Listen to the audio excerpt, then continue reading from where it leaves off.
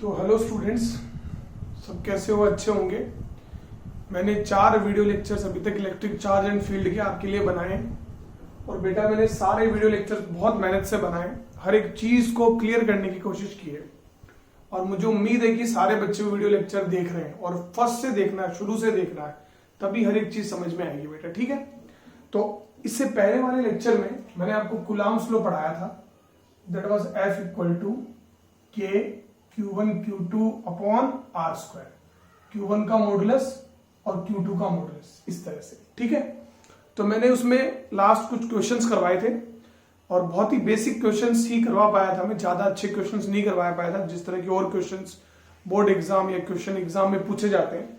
तो मैं उसी पे आगे कुछ और क्वेश्चंस करवाऊंगा और सारे के सारे किस फॉर्मूले बेस्ड है? F equal to K Q1 Q2 upon R square. कुछ प्रॉब्लम्स एनसीईआरटी के अंदर भी हैं जो आपको लास्ट में मैं दे दूंगा होमवर्क के तौर पे, जो आप सबको करनी है। ठीक है बेटा, तो अपन स्टार्ट करते हैं।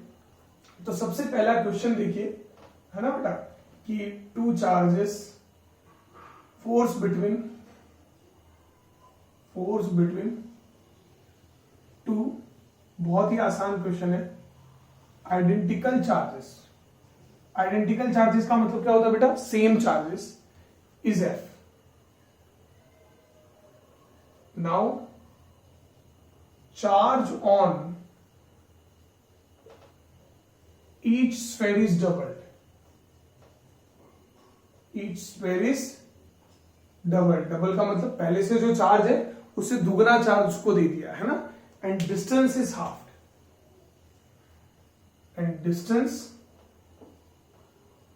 हाफ। बेटा हर एक सवाल आपको आना चाहिए, बहुत ही इजी स्टेप में करेंगे अपन। फाइंड आउट न्यू फोर्स, नया फोर्स बताइए। What will be the new force? नया फोर्स क्या होगा? तो आप लोग स्क्रीन पोज करके सारे बच्चे ट्राई कीजिए, सॉल्यूशन देखिए, मैं आपको बताता हूं। पहले दो फोर्सेस है, चार्जेस है आइडेंटिकल, हमेशा डायग्राम बनाने की कोशिश किया करो। क्यू क्यू, डिस्टेंस मान लो आर है, तो इनके बीच का फोर्स कितना बेटा? F equal to K Q square upon R square, this is the force. अब क्या करा बेटा? Charge on each sphere is double, charge हर एक का चार्ज डबल कर दिया। ये मान लो 2Q हो गया और ये हो गया 2Q, और उनके बीच का डिस्टेंस क्या कर दिया बेटा? हाफ कर दिया। डिस्टेंस इज हाफ, डिस्टेंस को हाफ कर दिया, कोई प्रॉब्लम नहीं है। तो नया फोर्स मान लेते हैं F डैश है। तो F डैश क्या है? K into 2Q into 2Q upon R/2 का होल स्क्वायर, यही आएगा बेटा। तो F डैश कितना हो जाएगा? What will be F dash? 4KQ square upon R square by 4, इस तरह से हो जाएगा। और 4 ऊपर जाएगा तो 16KQ square by R square. अभी KQ square by R square क्या बेटा? F, initial force. तो जो नया फोर्स आएगा that will be 16 times of F, इस तरह से आपको। तो रेशियो भी पूछ सकता है, what is the ratio of the initial force and final force, how much time the second force is of initial force, कुछ भी पूछ सकता है। ही में आस्क एनीथिंग, कुछ भी पूछ सकता है। तो सारे बच्चे जो हैं इसको नोट करेंगे। ठीक है, तो एक तो इस तरह का सवाल आपसे के सामने आ सकता है। ठीक है, पोज करके सारे बच्चे नोट कर लेंगे। अब देखो बेटा, मैंने काफी बेसिक क्वेश्चन करवा रहा हूं, फिर धीरे धीरे आपको अच्छे अच्छे क्वेश्चन पे लेके जाऊंगा। ठीक है, सेकंड क्वेश्चन देखो, इसी फोर्स पर K Q1 Q2 upon R square पर ही आता है। ठीक है बेटा, देखो क्या आ सकता है ना। देखिए किस तरह से क्वेश्चन आ सकता है कि लिखो force between two identical charges, identical मतलब सेम चार्जेस, इज F। कितना बेटा? F, force between two identical charges A and B लिख देते, नाम लिख देते A and B, is F, force F है ना। जब मैं क्वेश्चन लिख रहा हूं तो आप क्वेश्चन को समझिए कि क्वेश्चन में मैं इतना टाइम क्यों लिखा रहा हूं। नॉर्मली क्या मैं क्या कर सकता हूं, स्क्रीन को पोज करके क्वेश्चन लिख सकता हूं और फिर आपके सामने एकदम से क्वेश्चन आ जाएगा। नहीं, उसमें क्या होता है, बच्चे क्वेश्चन नहीं पढ़ते, सीधे आंसर पे चले जाते हैं। तो मैं क्वेश्चन पढ़ के इसलिए लिख रहा हूं ताकि आप लोग क्वेश्चन को पढ़ें, क्वेश्चन को समझे, क्योंकि क्वेश्चन को समझना ही सॉल्यूशन है। Force between two identical charges A and B is F। Now a third identical uncharged sphere uncharged sphere, एक थर्ड आइडेंटिकल अनचार्ज स्फीयर है C, is first touched with A and then with B. पहले किससे touch किया? एक C एक uncharged sphere है, conduction का concept यहां लगेगा, सेकंड वाले लेक्चर में बताया था। First with A then with B, find out new force between A and B. अब ए और बी के बीच में नया फोर्स क्या होगा, यह सवाल। ठीक है, बहुत अच्छा सवाल है। ठीक है, ए और बी, आप अच्छे से इसको स्क्रीन को पॉज कीजिए और मैं चाहता हूं सॉल्व करेंगे सारे के सारे बच्चे। थोड़ा सा ऊपर दिख नहीं रहा है स्क्रीन के अंदर, ये देखिए, सॉरी। ठीक है, हो सकता है पिछला क्वेश्चन आपको ना दिखाओ, है ना, लेकिन मैंने पढ़ दिया था कि force between two identical charges A and B is F. Now with third identical uncharged sphere C is first touched with A and then with B, find out new force between A and B. ठीक है बेटा, अब देखो आप, ये मान लो आपका ए है और इस पर चार्ज है क्यू, और ये आपका बी है और इस पर भी चार्ज है क्यू, दूरी इन दोनों के सेंटर के बीच की आर है। तो पहले फोर्स कितना बेटा? K Q square by R square, this is the force. क्या फोर्स है बेटा? K Q square by R square is the force. K Q square by R square is the force. समझ रहे? ये ए बी इज एफ, ठीक है, is F, है ना। K Q square by R square force. अब आपने क्या किया, एक सी एक आइडेंटिकल स्फीयर है, सबसे पहले ए के साथ टच किया, तो सी को सबसे पहला स्टेप, ये आपका ए है और ये आपका सी है, दोनों को टच करोगे तो ए पे चार्ज कितना है? क्यू। सी पे कोई चार्ज नहीं है, तो होता क्या है कंडक्शन में, चार्ज हाफ हाफ डिवाइड हो जाएगा। अब ए पे कितना चार्ज आ गया? क्यू बाई टू, और सी पे कितना चार्ज आ गया? Q by to. समझ रहे? Q by to. ठीक है, फिर उसके बाद ये फर्स्ट स्टेप। सेकंड स्टेप में क्या किया बेटा? इसी सी स्फीयर को किसके साथ टच किया बेटा? बी स्फीयर के साथ। तो देखो स्टेप फॉलो करना, पहले किसके साथ टच किया? ए के साथ, फिर उसको ले जाके बी के साथ टच किया, बी पे चार्ज कितना है? क्यू।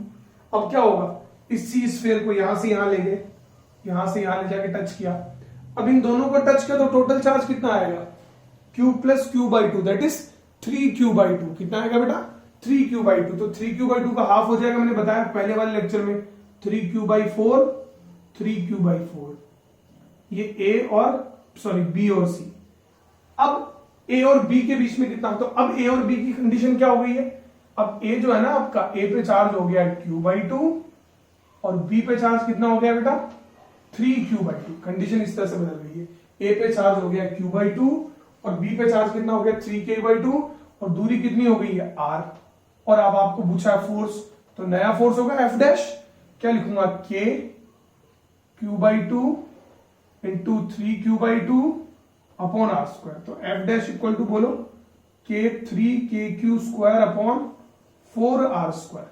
अब kq square by R square क्या था? यहां देखो, यहां पर देखो सारे के सारे बच्चे, kq square by R square क्या था? f। तो f dash will be what?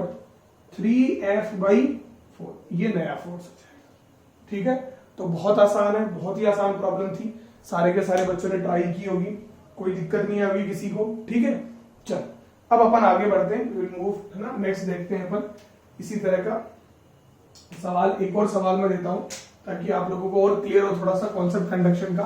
देखो, है ना, अगला सवाल देखो आप, force between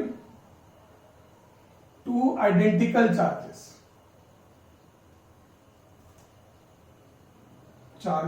A and B is F. कितना है? F. Following steps are carried out. Following steps are carried out. Following steps carry किए जाते हैं, उसके बाद में आपको फोर्स बता रहा है। ठीक है, तो देखो बेटा, फॉलोइंग स्टेप्स क्या क्या कैरी किए गए, है ना, फिर ए और बी के बीच में फोर्स बताना है। तो force between two identical sphere is A and B is F, है ना। सबसे पहला step, identical uncharged sphere C is touched with A। A के साथ टच किया है। Identical uncharged sphere C touch with है, जैसे उसमें किया था। सेकंड में क्या है, आइडेंटिकल अनचार्ज स्फीयर डी, अब सी नहीं है, डी एक और स्फीयर आ गया, नया sphere, is touched with B. Very good. अब आपको बताना है what will be new force between A and B. नया फोर्स क्या होगा ए और बी। मैं चाहता हूं कोई भी टॉपिक अपन करके निकले तो उसको बिल्कुल पक्का करके निकले, ठीक है बेटा। चलिए बताइए, what will be the new force between A and B.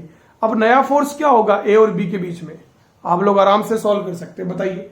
तो देखिए बेटा, सारे के सारे बच्चे, तो पहले ए और बी की पोज करके सॉल्व कर लिया होगा। ए और बी के बीच में फोर्स है, ये आपका ए है, ए पे चार्ज है क्यू और बी पे चार्ज है क्यू, और दोनों के बीच में दूरी कितनी है, आर।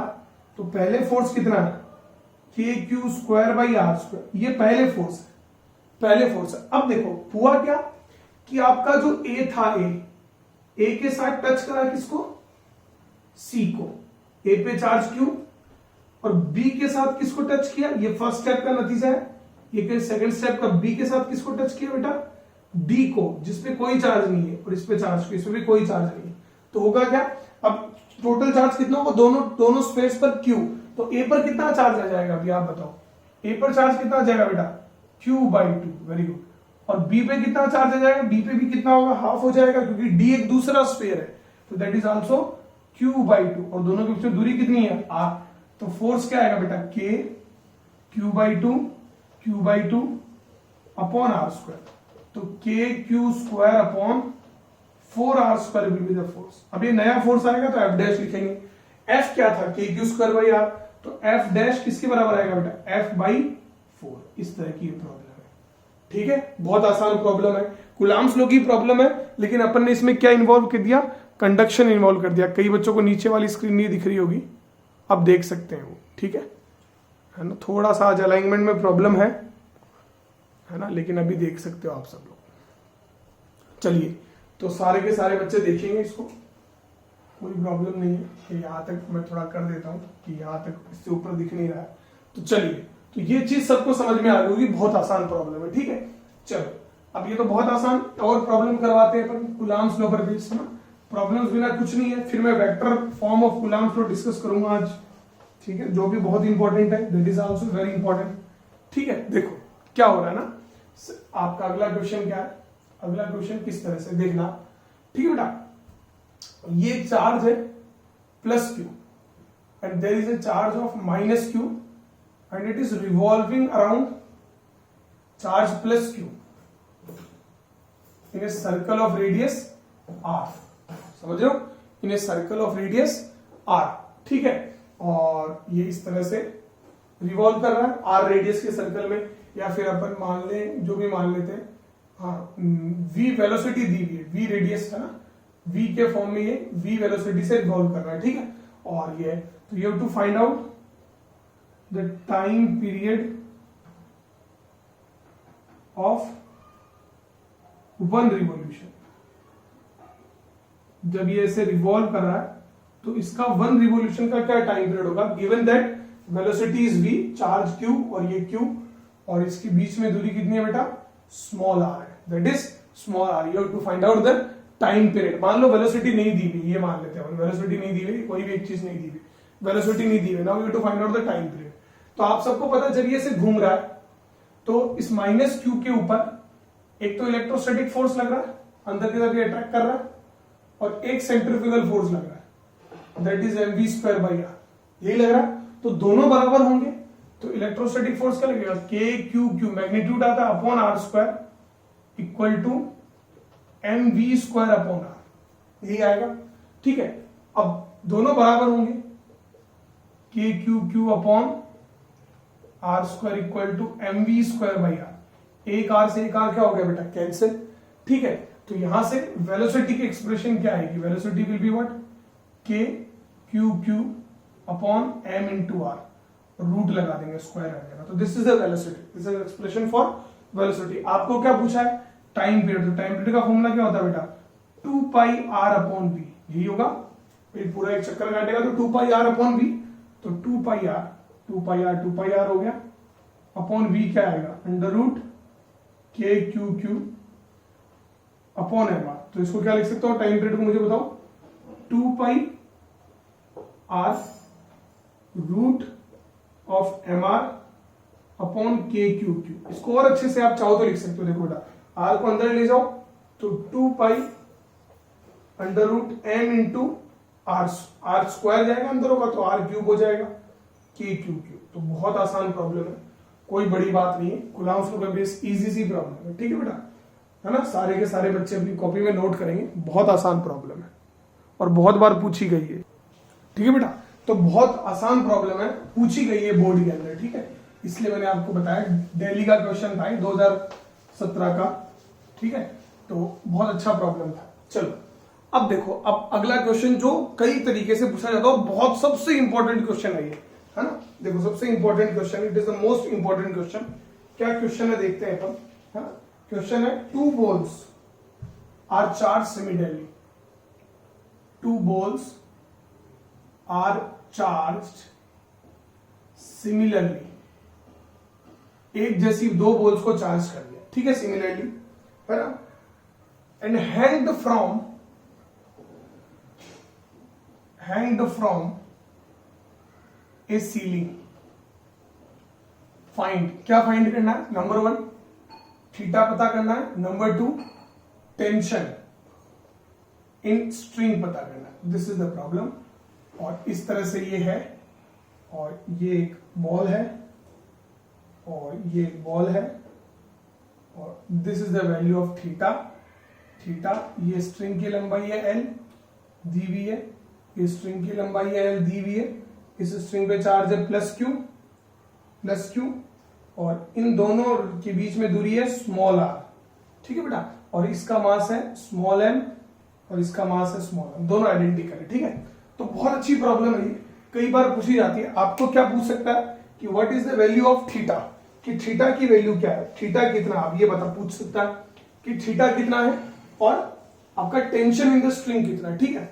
तो अब आप एक चीज देखो बेटा, जैसे ये आपकी बॉल है, इस पे चार्ज है प्लस क्यू, और ये बॉल है, इस पे चार्ज है प्लस क्यू। तो ये दोनों बॉल्स आपस में क्या करेंगे बेटा, रिपेल करेंगे कि नहीं करेंगे, बिल्कुल करेंगे। तो पहले अपन इस बॉल की एफबीटी बनाते हैं, कोई भी एक बॉल की एफबीटी बना लो इस तरह से, ताकि आपको क्लियर हो जाए। ये अपना वो वर्टिकल लाइन है, ये वाली, ये अपनी बॉल है। अब देखो, तो ये एंगल थीटा, वेरी गुड, समझ रहे। अब इस बॉल का नीचे क्या लगेगा बेटा, mg लगेगा, क्या लगेगा, mg नीचे लगेगा। और इलेक्ट्रोस्टैटिक फोर्स, ये वाली बॉल इस पर इधर लगाएगी और ये वाली बॉल इस पर इधर लगाएगी, तो इलेक्ट्रोस्टैटिक फोर्स इधर कितना लगेगा, K Q square by R square, इतना ही लगेगा, क्योंकि चार्ज क्यू क्यू है और दूरी आर है। और ऊपर की तरफ क्या लगेगा बेटा, टेंशन, वेरी गुड, टेंशन लगेगा।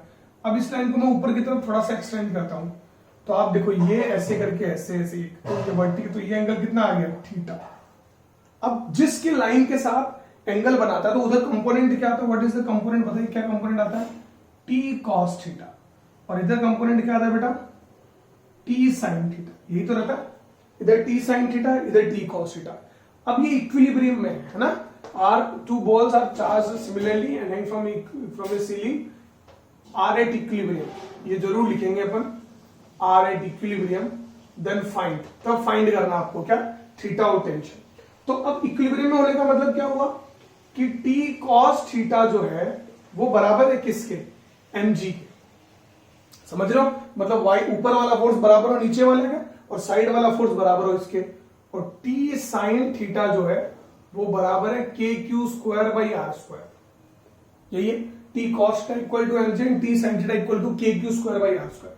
अब आपको क्या चाहिए, थीटा चाहिए, तो ये इक्वेशन 1 है और ये इक्वेशन 2 है, तो मैं क्या करता हूं 2 डिवाइड बाई 1 कर देता हूं, तो देखो आप T sine theta upon T cos theta equal to K Q square by R square into 1 upon M G. अब देखो कॉस थीटा, सॉरी टी से टी क्या हो गया बेटा, cancel, sine theta upon cos theta क्या हो गया, टेन थीटा, तो tan theta is equal to K Q square upon R square M G, तो theta equal to what, tan inverse K Q square upon R square M G, इस तरह से आ जाएगा। ये किसकी वैल्यू जाएगी बेटा, थीटा की वैल्यू आ जाएगी, ठीक है। तो बहुत आसान प्रॉब्लम है, थीटा आ गया। अब आपको क्या चाहिए, ये मैं यहां से मिटा दूं। अब आपको क्या चाहिए, टेंशन। तो टेंशन कैसे निकालेंगे, ये बहुत इंपॉर्टेंट प्रॉब्लम बेटा, कई बार आती है। तो आप इक्वेशन 1 स्क्वायर प्लस 2 स्क्वायर करेंगे, खुद से भी ट्राई किया करो।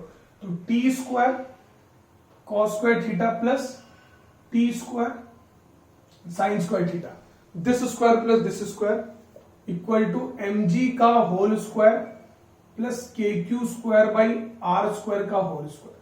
अब इधर देखो, टी स्क्वायर कॉमन आ जाएगा, तो टी स्क्वायर कॉमन आ जाएगा, तो sine square theta plus cos square theta equal to mg square plus kq square by R square का होल स्क्वायर, ये होगा। अब sine square theta plus cos square theta कितना होता है, 1, वेरी गुड। तो T square will be equal to mg का square plus kq square by R square का whole square. So tension will be what, under root mg का square plus kq square by R square का whole square.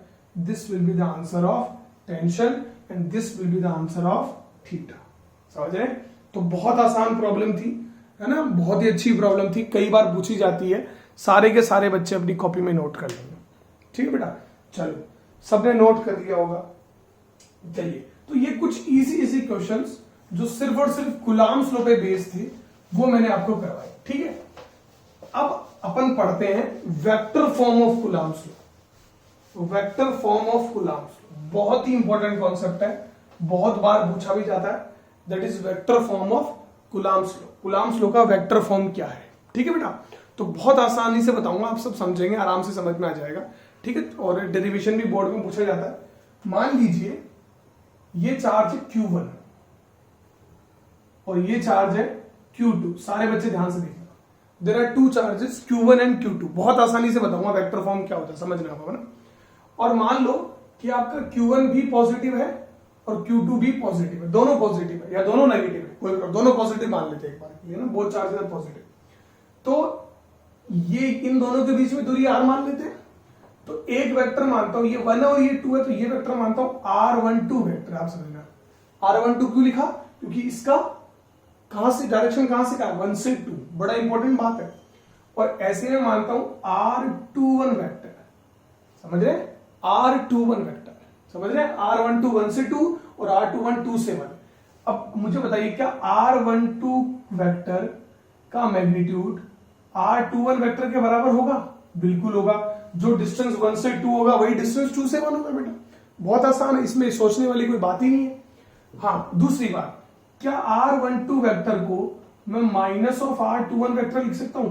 बिल्कुल लिख सकता हूं, क्योंकि ये r12 वेक्टर और r21 वेक्टर है दोनों बराबर, लेकिन दोनों की डायरेक्शन क्या बेटा, अपोजिट। क्या है, अपोजिट। चलिए, अब ये Q1 चार्ज इस Q2 पे फोर्स लगाएगा, तो Q1 चार्ज Q2 को किधर भेजेगा, अपने पास बुलाएगा कि अपने से दूर? हमेशा दो चार्जेस के बीच में फोर्स लाइन ज्वाइनिंग के लोग लगता है, अभी मैं आगे और बताऊंगा आपको। तो ये इसको अपने पास बुलाएगा कि अपने से दूर? तो बिल्कुल सही जवाब दिया आपने, अपने से दूर। तो that is force on 2 due to 1। तो F21 क्या, आप समझना, F21 फोर्स क्या है, force on 1 due to 2, force on 1 due to 2। 1 vector पे फोर्स है, किसके कारण, 2 के कारण, ठीक है, वेरी गुड। अब मुझे एक बात बताइए, ऐसे ही यहां पर 1 पे भी फोर्स लगाएगा, कौन, 2 पॉजिटिव है, 1 पॉजिटिव है, तो 2 1 को किधर भेजेगा, इधर। तो that is force on 1 due to 2, तो वो भी इधर रहेगा, force on 1 due to 2, force on, sorry मैंने उल्टा लिख दिया बेटा, 2 ड्यू टू 1, 2 ड्यू टू 1, ये आ जाएगा 1 ड्यू टू 2। चलिए, बहुत अच्छी बात है, कोई प्रॉब्लम नहीं है, ठीक है, यहां तक आपको समझ में आ गया। अब आप एक चीज देखिए बेटा, मैं लिखता हूं फोर्स का फॉर्मूला, पहले मैं F21 का फॉर्मूला लिखता हूं, तो K21 वेक्टर लिखता हूं, तो K Q1 Q2 upon R square. अब R की जगह मैं R12 लिखूं कि R21 लिखूं? आप बताओ मुझे, R12 लिखूं कि R21 लिखूं? मैं कुछ भी लिखूं, क्यों, क्योंकि यहां पर क्या आएगा बेटा, R12 के मैग्नीट्यूड का स्क्वायर आएगा, यहां तो स्क्वायर आएगा। स्क्वायर किसका आता है, मैग्नीट्यूड का। तो चाहे मैं R12 लिखूं चाहे R21 लिखूं, दोनों ही बराबर है, समझे, दोनों इक्वल है, 1 से 2, 2 से 1। अब एक बात आप समझिए कि जब आप इस इक्वेशन की इस साइड देखते हैं, इस साइड देखते हैं, तो आपको ये F21 वेक्टर नजर आता है, लेकिन आप इक्वेशन की इस साइड देखते हैं तो आपको कोई भी वेक्टर क्वांटिटी नजर नहीं आ रही। आप ध्यान से देखो, K कोई वेक्टर नहीं है, Q1 कोई वेक्टर नहीं, Q2 कोई वेक्टर नहीं, R12 का मैग्नीट्यूड का स्क्वायर है, ये कोई वेक्टर नहीं है। तो यहां पर अपने को कोई ना कोई वेक्टर तो चाहिए जो इसकी डायरेक्शन को बताए, F21 की डायरेक्शन को बताए, समझ रहे हो। और किसी भी वेक्टर की डायरेक्शन को बताने वाले वेक्टर को अपन क्या कहते हैं, याद करो क्लास 11th में, यूनिट वेक्टर। क्या कहते हैं, यूनिट वेक्टर। वो इसके मैग्नीट्यूड पे भी फर्क नहीं लगेगा, क्योंकि फोर्स का मैग्नीट्यूड तो इतना ही होना है, बस डायरेक्शन नहीं है। तो डायरेक्शन इंट्रोड्यूस करने के लिए क्या इंट्रोड्यूस करेंगे अपन, यूनिट वेक्टर। अब यूनिट वेक्टर देखो कैसे इंट्रोड्यूस करेंगे। F21 इधर है, F21 इधर, इधर कौन सा वेक्टर है, R12 वेक्टर है कि R21 वेक्टर है, इस डायरेक्शन में F21 डायरेक्शन R12 वेक्टर। तो मैं यहां लिख दूं R12 का यूनिट वेक्टर। अब इसका मतलब क्या होता है, R12 का यूनिट वेक्टर का मतलब क्या हुआ, ये जो F21 है इसकी डायरेक्शन R12 की डायरेक्शन में है, F21 की डायरेक्शन R12 की डायरेक्शन में, समझ रहे। अब आपको अच्छे से पता, सारे बच्चों ने क्लास 11 में पढ़ा है कि यूनिट वेक्टर क्या होता है, given vector upon magnitude of vector, ठीक है। तो कोई प्रॉब्लम नहीं है।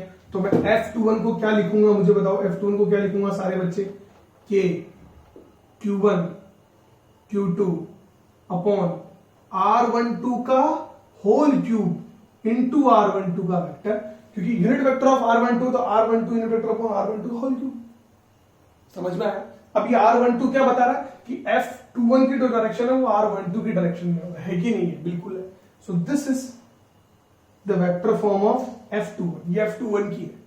अब अपन आगे बढ़ते हैं और अपन लिखते हैं F21 की वेक्टर फॉर्म है, सबको दिख रही होगी साफ साफ। अब अपन लिखते हैं vector form of F12।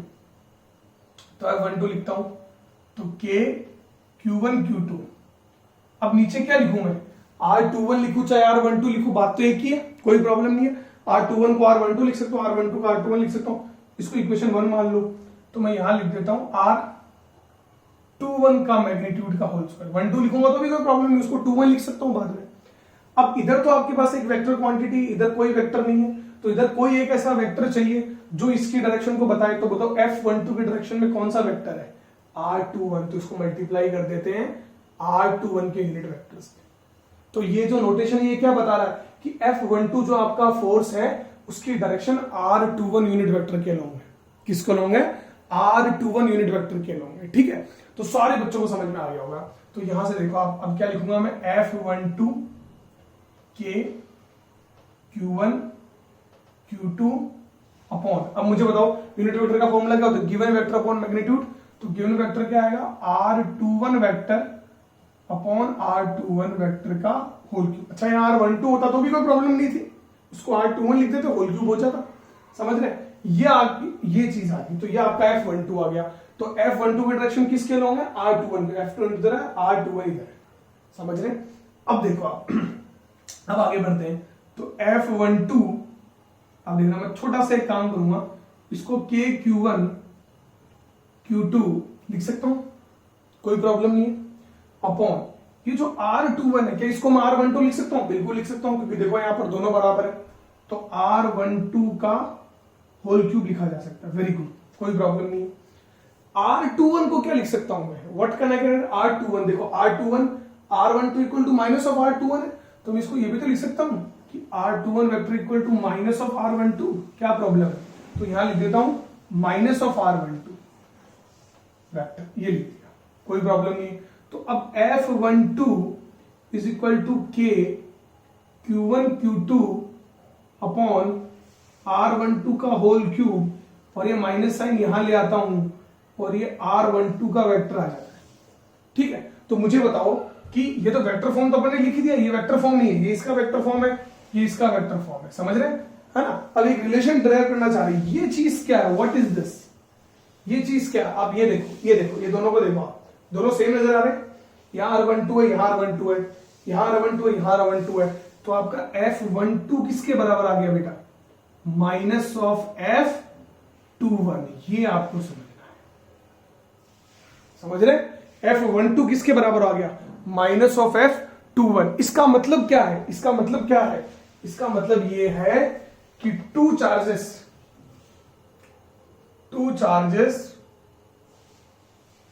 Apply equal